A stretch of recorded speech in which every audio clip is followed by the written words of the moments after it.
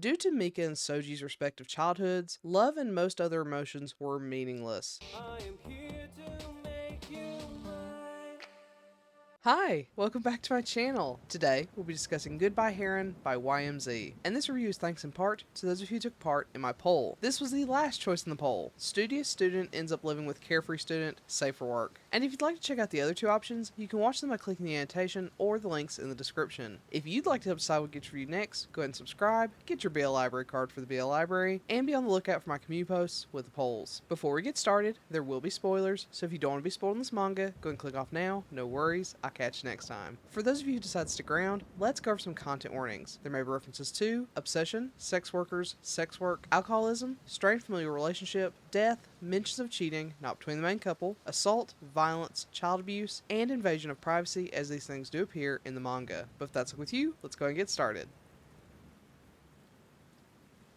Soji lives with Mika, the man he loves, but they're not together. They do have a physical relationship, one where Mika and Soji have sex, Mika asks for money, and then he leaves to go party and enjoy the company of other men and women. Soji hates it, but they've lived this way for so long that he fears that bringing up his feelings will end their superficial relationship. So he remains silent, trying to stay content with what they have together. However, time erodes most things, including Soji's patience. Thankfully, as Mika gets older, his partying ways steadily fall behind him, but their relationship is no closer to anything resembling a romantic one. Soji knows any decision he makes could risk losing Mika forever, but at this point, losing him would be just as painful as continuing to live in this tenuous relationship.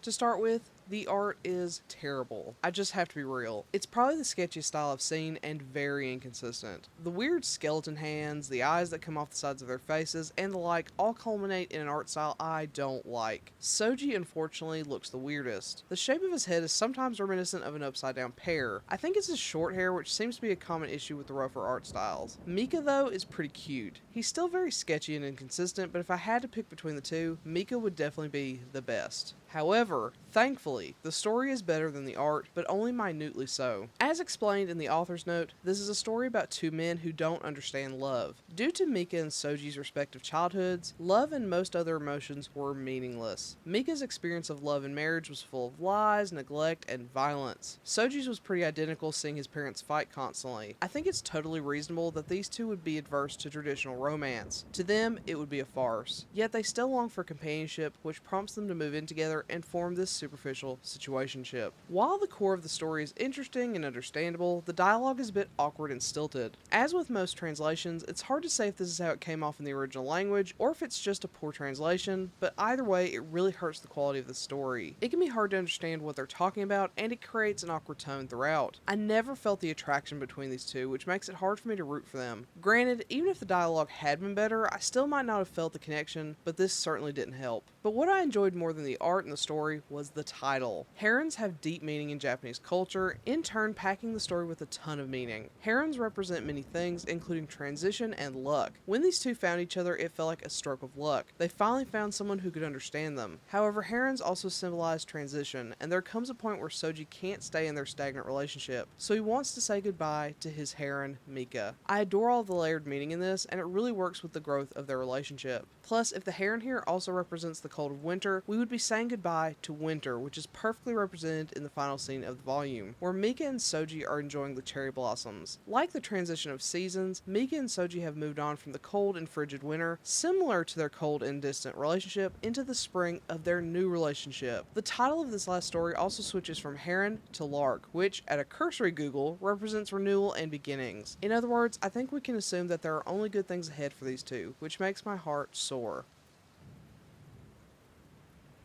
With all that being said, as much as I love the title and the meaning packed into the story, I ultimately didn't like this. It had a lot of potential, but it just missed on too many fronts for me to enjoy. Also, if you're hoping for a clear-cut romance, you'll be disappointed with this one. This is a story about transition and growth, and it ends that way. I wish we had more finality with them, but we don't. This is just overall disappointing. It's a miss for me. So, have you read Goodbye Heron? If so, what do you think? Do you agree with my assessment? Do you not? Let me know in comment below. Otherwise, I'll catch you next time. Bye!